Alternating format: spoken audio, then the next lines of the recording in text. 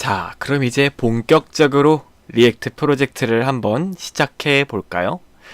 네, 리액트를 직접 해보기 전에 이 두 가지 도구에 대해서 알아볼 필요가 있습니다. 일단 간단하게 짚고 넘어가도록 할게요. 웹팩이란 도구가 있는데요. 웹팩은 코드들을 의존하는 순서대로 잘 합쳐서 하나 또는 여러 개의 파일로 결과물을 만들어냅니다. 프로젝트를 만들 때 파일을 하나하나 만든 것들을 일일이 HTML상에서 불러오는 게 아니라, 예를 들어서 이 자바스크립트 파일에서 나는 이 png를 사용하겠다 라고 import라는 구문으로 나중에 불러올 수가 있는데, 그렇게 하면 이 빌드, 번들링 작업이라고 불러요. 이 번들링 작업을 하게 될 때 특정 확장자마다 어떠한 처리 작업을 하도록 준비를 해주는 거예요.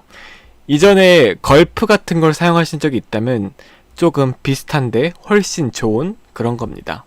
예를 들어서 이 과정에서 이미지들을 압축하고 그 결과물로는 특정 경로의 특정 이름으로 따로 저장하게끔 해줄 수가 있죠. 그리고 아까 자바스크립트 파일에서 임포트를 한다고 했었죠. 자바스크립트에서 이 png를 불러오려고 하면은 나중에 빌드 됐을 때 사용될 경로가 문자열로 들어오게 됩니다.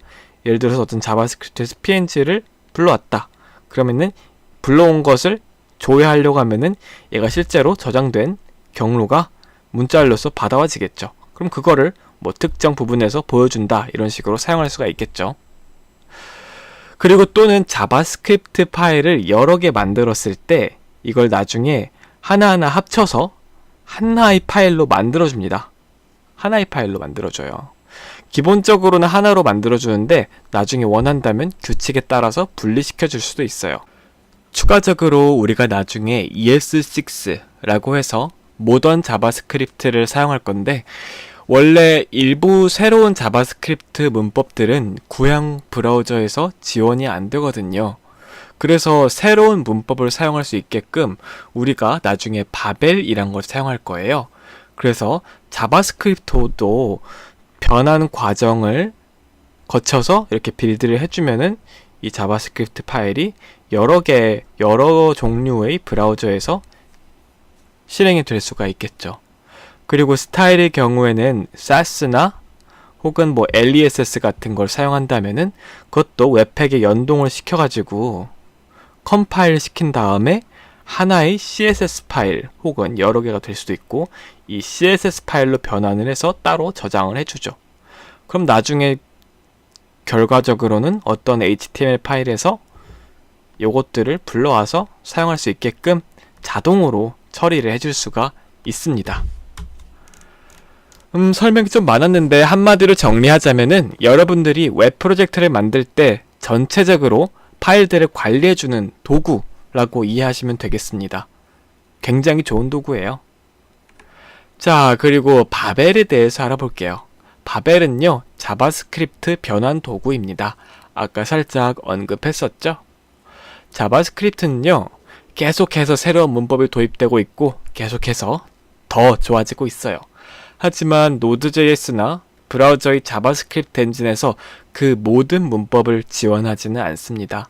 예를 들어서 개발자들이 이런 문법이 있으면 편하겠다 라고 제시를 하면 그 문법을 이전 자바스크립트로 변환하는 플러그인을 작성하고 나중에 실제 자바스크립트에 그게 도입이 되거나 말거나 하는 거죠. 한번 바벨 홈페이지에 들어가 보시면 이 도구가 어떤 역할을 하는지 좀 더 이해하기 쉬울 수 있을 거예요. 이런 식으로 작성되면 변환이 되죠. 그래서 계속 보고 있으면 정말 다양한 문법들이 나타날 텐데요. 어떤 것들은 처음 보는 걸 수도 있어요. 이렇게 점점점 이런 거 모르시는 분들도 꽤 있을 거예요. 그리고 만약 여러분들이 이걸 직접 클릭해 보면은 이제 여러분들이 직접 입력할 수가 있어요. 예를 들어서 const object는 a는 1, b는 2 하고 const a, b는 object, 이런 식으로 입력해 보면은 여기 이렇게 변환이 되죠, 코드가. 네, 뭐 이런 도구예요. 그래서 우리가 나중에 이러한 문법을 사용할 거고, 그리고 추가적으로 리액트에서는 JSX라고 해서 리액트 컴포넌트를 작성할 때 사용하는 문법이 있는데, 그걸 사용할 때도 이 바벨이란 도구가 사용이 됩니다. 그리고 우리가 방금 웹팩이랑 바벨에 대해서 알아봤는데, 여러분들이 초기 단계에서는 이 바벨과 웹팩을 직접 건드릴 일은 없어요. 일단 지금 단계에서는 이러한 도구가 사용되고 있다 정도만 이해하시면 됩니다. 자, 그럼 우린 이제 실습을 하기 시작할 건데요. 강의 초반부에서의 실습은 코드 샌드박스라는 멋진 서비스를 사용하여 진행할 거예요. 여기 정말 좋은 곳이에요. 들어가셔서 리액트 말고도 앵귤러, 뷰 이런 프로젝트도 바로 요거 눌러서 실행할 수가 있어요. 예를 들어서 리액트 프로젝트를 시작했다. 그러면은 이렇게 이쪽에 파일 목록들도 볼 수 있고, 코드도 바로 수정할 수가 있고, 자동 완성도 되는 그런 에디터고, 여기서 화면도 미리 보기를 할 수가 있죠.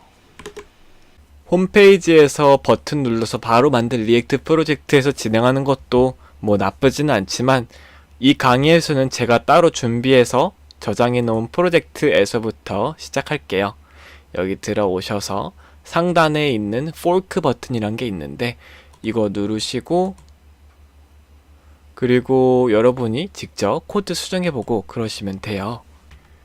여기에 있는 앱 파일을 보면요, 이렇게 클래스라는 문법이 사용됐죠. 이 코드가 어떤 분들에겐 익숙한 코드일 수도 있고, 어떤 분들에게는 이게 뭐지? 싶을 수도 있을 거예요. 우선 상단에 있는 코드부터 순서대로 알아볼게요. 여기 보시면 import react 그리고 component from react라고 되어 있는데, 이것은 리액트 모듈이 설치되어 있는데 그걸 불러와서 사용하겠다 그런 의미고요. 리액트를 사용할 땐 꼭 이렇게 이 리액트를 불러와 주어야 해요. 그리고 요 아래를 보면은 클래스라는 문법이 사용됐는데요. 컴포넌트를 만드는 방법은 두 가지가 있는데, 그중 첫 번째 가장 기본적인 방식은 이런 식으로 클래스를 통해서 만드는 거예요. 또 다른 방법은 함수를 통해서 컴포넌트를 만드는 방법이 있는데, 이것에 대해서는 나중에 알아보도록 할게요. 그리고 이쪽에 렌더라는 함수가 있습니다.